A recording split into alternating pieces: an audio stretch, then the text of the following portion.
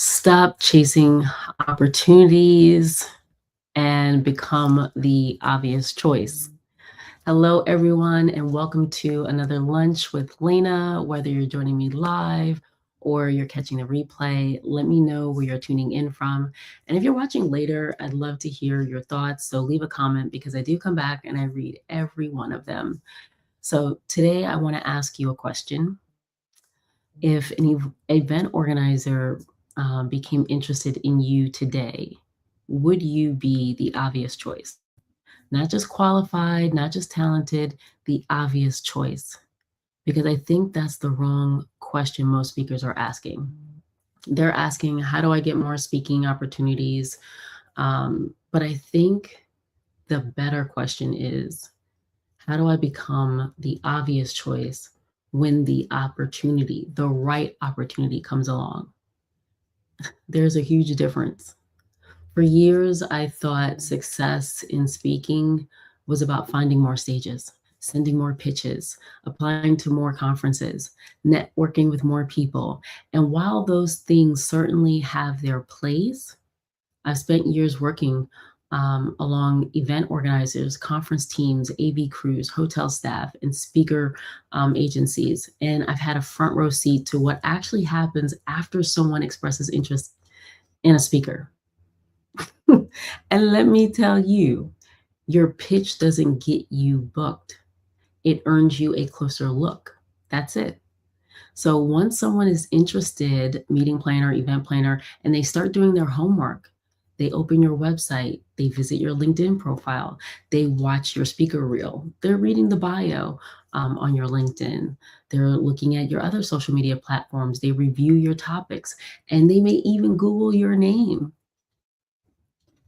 I'm so serious. And whether you realize it or not, they're asking themselves one question.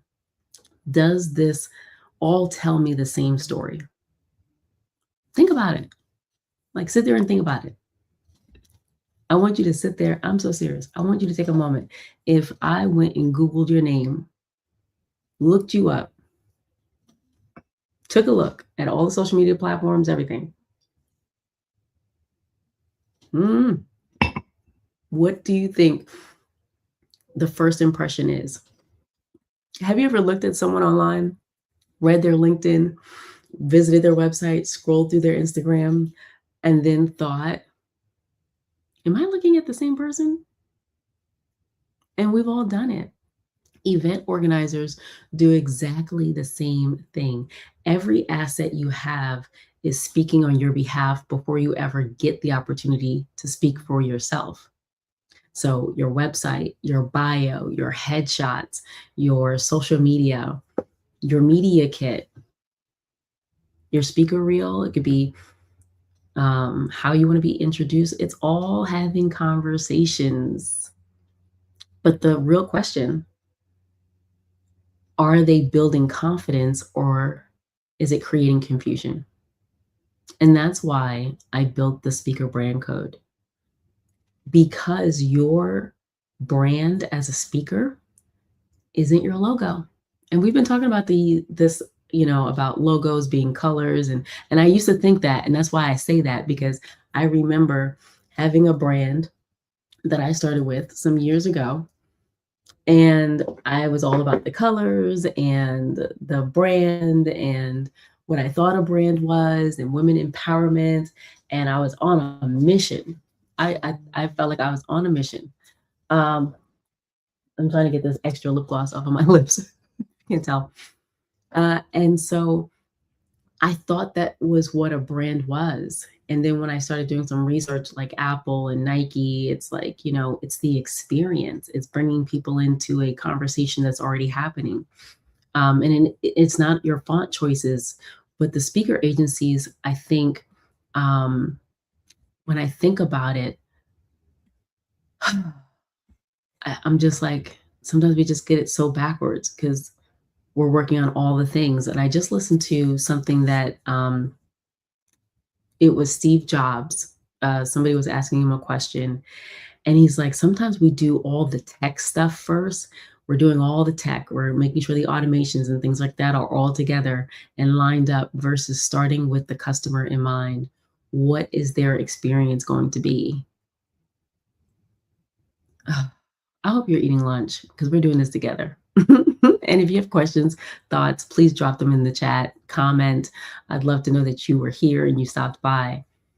But your speaker brand, um, it's the confidence someone has in hiring you before you ever step on stage.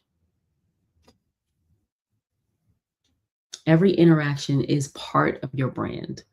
Every email, every conversation, every follow-up, every time you comment, either it be on a LinkedIn post, which I sometimes do you ever see a post or a reel and you're like, I gotta run to the comments. I need to see what they're talking about. Even your comments that you're putting or what you're liking is telling the story about you. So every asset, every touch point is either increasing confidence or it's decreasing it. And I want to give you an exercise that helps you to think about this in an easier way. I'm all about, visualizations and things like that because it kind of helps with me remembering things because I am very forgetful. Um, but so increasing confidence, decreasing confidence. And so this simple exercise, I call it the confidence test. Imagine an event organizer visits your LinkedIn profile, then your website, then watches maybe your speaker reel, then downloads your media kit because they have access to do that, then scrolls through your social media. When they finish, are they more confident or more confused? That's an important question to continue to sit with because becoming the obvious choice isn't about being louder. It isn't about posting more content. It isn't about having the fanciest website. It's about creating consistency. Consistency builds trust. Trust builds confidence, and confidence gets opportunities. Here's another shift I want you to consider. Most speakers ask, what do I need to send an event organizer? I think the better question is, how can I become easier to hire? And there's a difference because when you think about it, I get so excited.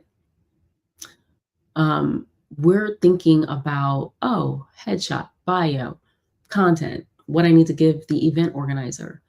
But I do think we can become better strategic partners with the event planners, understanding their organizational goals and making sure that not that I'm just going to add value because I'm bringing my level of expertise, but what is a win for them? And I continue to go to these couple of bullet points because these are the top of mind for me. Is it to increase membership for an organization? Is their goal to have an awareness? Is it their goal for them to opt into something or to say yes to something? And if you can weave that into your content, you're becoming a strategic partner. And a lot of times when you're doing that at that level as a speaker, you're either coming back next year or they're going to refer out. Or when you ask if they know someone who's having an event and needs a similar talk or you as a speaker, it's an easier yes. Event organizers aren't just evaluating your presentation, they're evaluating the entire experience of working with you. Can they easily find your information? Are your materials organized? Are your session descriptions clear? Do you respond? And do you respond professionally? Do you make their job easier? Because here's what I've learned after years being behind the scenes. The speakers who are remembered aren't always the most famous and popular or in-demand speakers. They're often the ones who reduce stress, the ones who make the planning process easier, the ones who are prepared, the ones who think beyond the keynote. That's why I believe speaking is part of your business. It's not your entire business. Your business is creating trust. Your business is solving problems. Your business is building relationships. The keynote is simply one expression of that. One of the biggest mindset shifts I hope people leave with after spending time in my world is you don't need to chase opportunities. You need to become the obvious yes, because getting booked, yeah, that's a transaction. Becoming the obvious choice, that's an identity. And identities create lasting careers. Mm, nuggets. So before we wrap today, I want to leave you with one question. If the opportunity, the right opportunity found you tomorrow, would your brand give them confidence or would it leave them with questions? And I want you to take time this week to look at your speaking or your speaker brand through the eyes of an event organizer, not through your own eyes. You might be surprised by what you actually discover. Now, I was recently in the room. I have someone who's going to be hosting an event coming up really, really, really soon, and she is so excited. And I can tell that it can be stressful when you're solidifying the speakers and finding the right people and finding the right fit. And it's like the process, watching people go through the process of finding the right speaker. Like we're looking at like any type of YouTube presence. We're looking at how we can kind of like take out some of the value that they're already offering on another stage. Like, oh, how can they incorporate that for our audience? Um, and the process of doing the research, it is a real thing.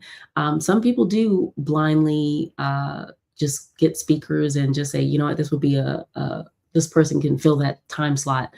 But those that are paying speakers, those that are having a real promise, um, a real transformation, those are most likely a paid opportunity. And so, a paid opportunity, bringing a speaker in, it's ideal to do your homework and the research on that speaker to make sure that they're going to be bringing the right type of information to one's audience. Because the last thing you want, and those that have this experience, they've seen it, been in the audience, or been an event organizer and have experienced this, where the wrong speaker comes and it changes the energy in the room and not for the positive. There are a few speakers that I know that make things easier. Um, Rich, I know Rich is one of them. Let me see.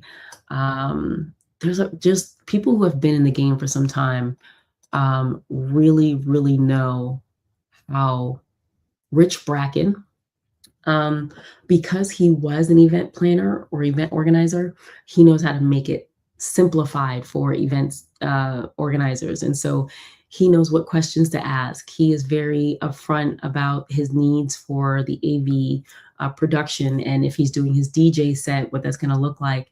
Another person is Delatoro McNeil.